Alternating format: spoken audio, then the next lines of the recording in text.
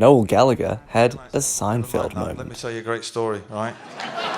So, my, so I'm in the middle of mixing this record, and it's coming up to my birthday in May, so it's like April. And I was saying to the engineer, it's on a Friday, saying, right, so we'll see you Monday. And he said, oh, we're not in Monday, Tuesday.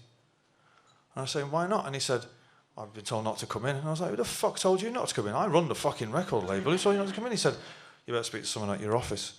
So I call my office, and I'm like, what's going on with the studio? And they're like, well, you better speak to your wife. And I was like, what the fuck's it got to do with her?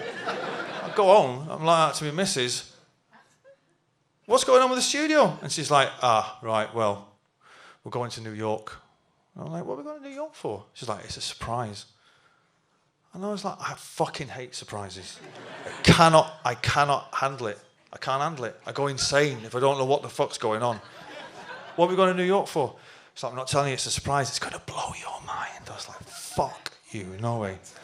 So anyway, get to New York, and the tension is building. So she's like, so the car arrives, we're driving uptown, and I'm thinking, if I get to a restaurant and all my friends are here from London, if we could have done this in London, you've dragged me all the way to New York, I'm gonna fuck somebody up, right? So we're driving uptown, we're getting to the Dakota building, I'm thinking, oh, maybe she's taking me to see fucking John Lennon's ashes, that'd be amazing. We drive past the Dakota building, I'm like, what the fuck? I'm driving past it, fuck, so it's not that. So we get to the Beacon Theatre, right? On a fucking Tuesday, or Monday night, whenever it was, Monday night. Two guys are there in suits. Good evening, Mr. Gallagher. Come this way. Your seats are ready. Dude, walk into the Beacon Theatre. Loads of people start clapping. It's fucking packed. Loads of people start clapping. We got taken right to the front. And Jerry Seinfeld walks on stage, right? And I've never seen him, ever. And I'm like, fuck. The funniest thing ever, right? One of the greatest nights of crying, laughing. It was unbelievable. And not only that, after the show, she said, and we're now going to go meet him. And I fucking ended up in a lift. Listen to this. Listen to this for a story. Jerry Seinfeld, I'm in this lift with Sarah and Jerry Seinfeld's wife, right? Jerry Seinfeld gets in this lift. In the Beacon Theatre, there's a tiny lift that goes from the stage to the dressing room. It's about as big as this chair. So we're all stood in there. Jerry Seinfeld comes in, he says, hey. And I'm like, no fucking way.